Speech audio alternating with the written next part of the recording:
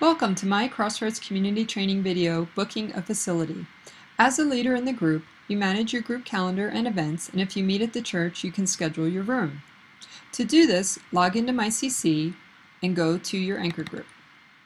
Once you're on your home page, you'll see the events button, and you want to create a new event.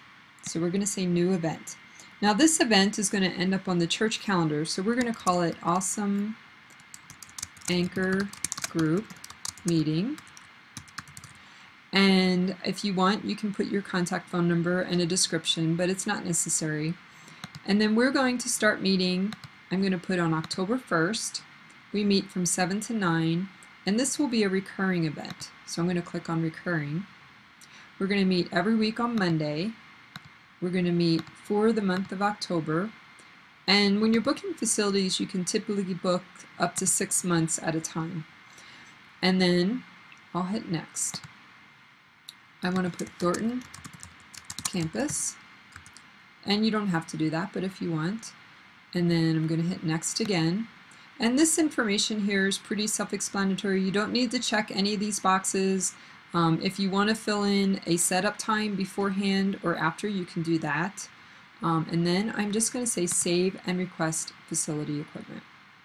So here it shows the rooms that are in use and the rooms that are available. I'm going to click on the room number I want and hit request checked items. What happens then is an email sent to the facilities coordinator, Karen.King, and she will then look at it, make sure it's okay. She'll put it on the campus calendar, and she will then send you a note that approves the event. So if you go back to event, and if I click on facilities, it's going to show that it's requesting. Once that's approved, like I said, you'll get an email, but it also will say approved, and you'll know that it's approved. So if I go back to my group right here, I can see that the event is showing up, and I can see all of the events by clicking on the group calendar, and here it's showing all the events that we just scheduled.